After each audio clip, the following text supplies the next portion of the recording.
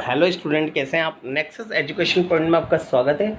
हम हाजिर एक नई वीडियो के साथ। आज हम बात करेंगे MGPE 007 गांधी पश्चात अहिंसक आंदोलन, इग्नू यूनिवर्सिटी। टॉपिक है मग निषेध पर गांधी और कुमारप्पा के विचारों की तुलना कीजिए। तो बच्चों, मग निषेध यानी शराब पर रोक पर गांधी जी और कुमारप्पा के जो विचार हैं उसके बारे में आपके एग्ज़ाम में हर साल रिपीट होता है। इससे आप बहुत अच्छे से टॉपिक को कर लीजिएगा। इससे पहले अगर आपने हमारे चैनल को सब्सक्राइब नहीं किया है तो प्लीज़ आप हमारे चैनल को सब्सक्राइब करें। आपकी एक सब्सक्राइब हमें बहुत खुशी देता है। और इस वीडियो को ज़्यादा से ज़्यादा लाइक करें, शेयर ज़रूर करें। चलिए, मग निषेध पर गांधी और कुमारप्पा के विचारों की तुलना करते हैं। इससे पहले मग निषेध होता क्या उसके बारे में जानेंगे। जब कानूनी रूप से प्रतिबंध लगाकर नशा बंद किया जाता है तो इसे मग निषेध कहते हैं।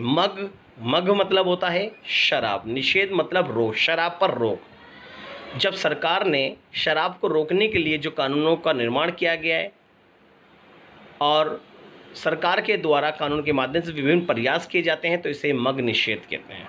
परंतु जब कोई व्यक्ति नशा या शराब पीता है, पीना स्वतः छोड़ देता है तो इसे मग त्याग कहते हैं। अगर कानून उसे ज़बरदस्ती छुड़वाता है तो मग निषेध होता है, और अगर कोई शराबी अगर खुद शराब पीना छोड़ता है तो इसे मग त्याग कहते हैं। तो गांधी जी का मानना यह था कि मग निषेध से बढ़िया मग त्याग होता है, क्योंकि मनुष्य जब अपनी मर्जी से शराब छोड़ता है तो वो अपना विकास और समाज का उद्धार कर सकता है।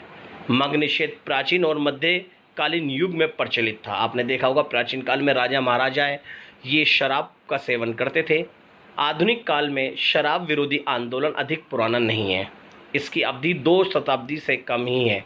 विश्व में गांधीवादियों, पश्चिम में विशुद्धतावादियों और अनेक धार्मिक समूहों ने अपने मुद्दों में इसको भी स्थान दिया था।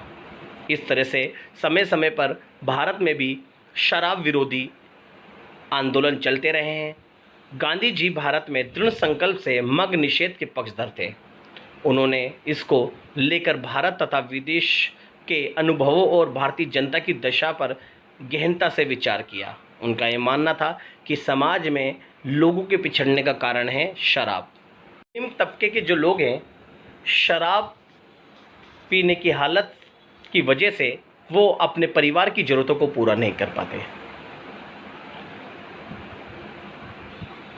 फलस्वरूप उनके समर्थक और राजनीतिक दलों ने मग निषेध को अपने एजेंडे में शामिल किया, परंतु ये प्रयास सफल नहीं हुए। भारत के संदर्भ में इसकी मुख्य समस्या शराब का उत्पादन और बिक्री को लेकर है। भारत सरकार को इसकी बिक्री से पर्याप्त राजस्व प्राप्त होता है और बढ़ता जा रहा है। और यहाँ पर शराब के लिए सरकार कानून तो बनाती है, लेकिन सरकार का दूसरा पक्ष ये भी है कि इन शराब से उनको एक बहुत बड़ा भाग राजस्व के रूप में प्राप्त होता है। इसके कारण लोगों के स्वास्थ्य और मृत्यु दर की अपेक्षा की जा रही है। अब बात करते हैं मग निषेध पर गांधी जी के विचार। अब गांधी जी क्या मानते थे। मैंने जैसा कि आपको बताया, गांधी जी का जो विचार थे मग निषेध के विरोध में थे। गांधीवादी विचारधारा में मग निषेध को महत्वपूर्ण स्थान प्राप्त है। गांधी जी मदिरापन को रोग, चोरी और वेश्यावृत्ति से भी अधिक भयंकर मानते हैं। इनका मानना था कि रोग और चोरी, वेश्यावृत्ति इतनी घातक नहीं है जितना मदिरापान घातक है समाज के लिए। अनेक साम्राज्यों जैसे रोमन साम्राज्य का पतन उनके शासकों में शराब की लत के कारण हुआ। समय समय पर बहुत सारे साम्राज्य स्थापित थे और उन साम्राज्य का भी पतन हल्के हल्के इस मदिरापान यानी शराब की वजह से हुआ था, क्योंकि यहाँ के जो राजा महाराजा थे वो शराब में ही डूबा रख करते थे, इसलिए उन्होंने समाज और अपने राज्य की तरफ बिल्कुल ध्यान नहीं दिया। मदिरा की आलोचना करते हुए गांधी जी का मानना था कि ये शैतान है और पीने वाले की धन संपत्ति को नष्ट कर देता है, क्योंकि शराब मनुष्य के मस्तिष्क को बिल्कुल समाप्त कर देता है और इस शराब की लत की वजह से उनकी धन संपत्ति खत्म होती जाती है। चेतन अवस्था में शराबी स्वयं लज्जा का अनुभव करते हैं। गांधी जी ने देश विदेश और भारत के शराबियों की दुर्दशा का उल्लेख किया।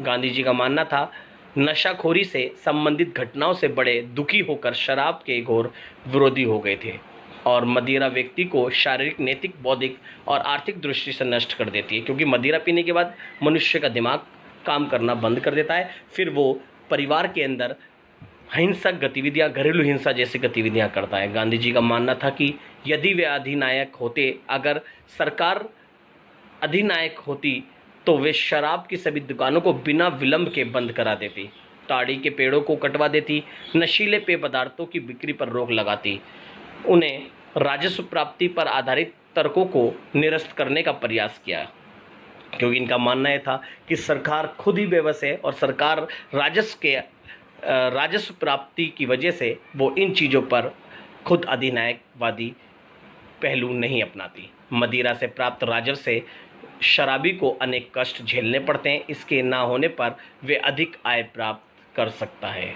तो ये हमने जो पढ़ा मद निषेध पर गांधी जी के विचार। अब बात करते हैं मद निषेध पर कुमारप्पा के विचार। कुमारप्पा मद निषेध के मामलों में गांधीवादी विचारधारा से सबसे बड़े समर्थक थे।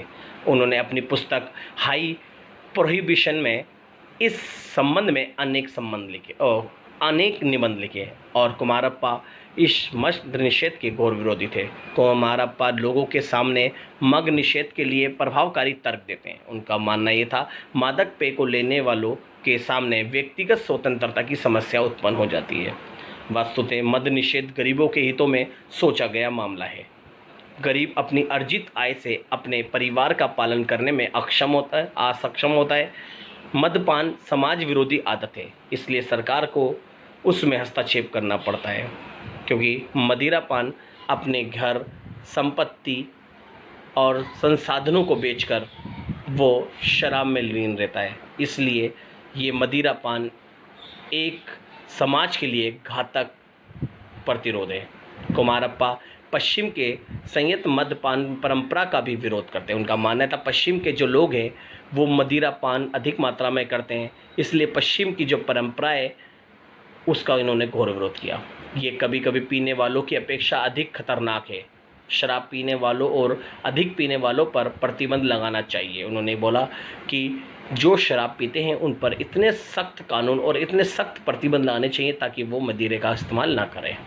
मद्यपान या कभी कभी पीना दोनों एक जैसे हैं, चाहे वो मदिरापान करने वाला रेगुलरली व्यक्ति हो, चाहे वो कभी कभी पीता हो। कुमारप्पा ने दोनों को एक समान माना।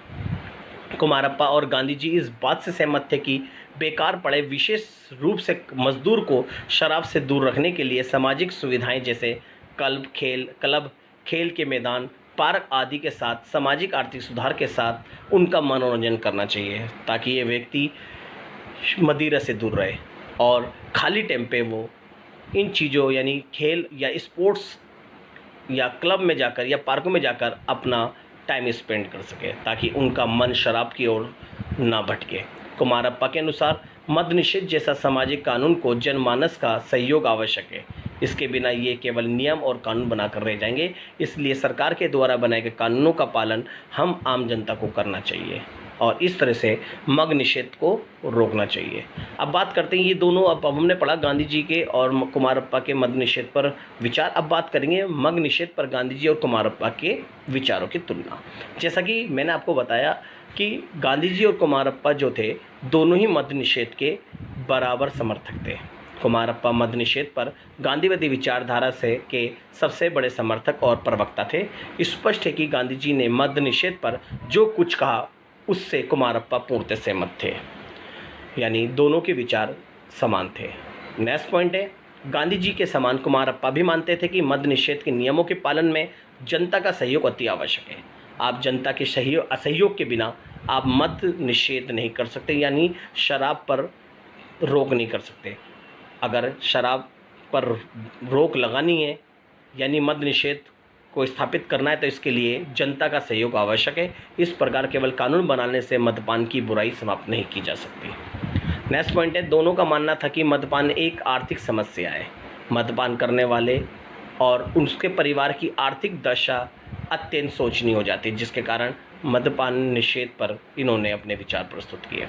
नेक्स्ट पॉइंट है, दोनों मत कराधान को अनुचित तथा अन्यायपूर्ण मानते हैं। आपको पता है ना कि जो शराब पीने वाले लोगों के नियम कराधान यानी उन्हें अस्पतालों में भेज देते ताकि उनका इलाज हो और वो मद्यपान को छोड़ दें। कुमारप्पा के अनुसार मद्य कराधान के द्वारा उन ठेकेदारों की सहायता की जाती है जो शराब लाइसेंस की बोली लगाते हैं। तो ये हमने बात पढ़ी मद्य निषेध के बारे में। तो गांधी जी के और कुमारप्पा के विचार और उन दोनों की तुलना है, मोस्ट इम्पोर्टेंट टॉपिक है। अगर आपने अभी तक हमारे चैनल को सब्सक्राइब नहीं किया है तो हमारे चैनल को सब्सक्राइब करें, बेल आइकन जरूर बजाएं लाइक कमेंट शेयर करना ना भूलें।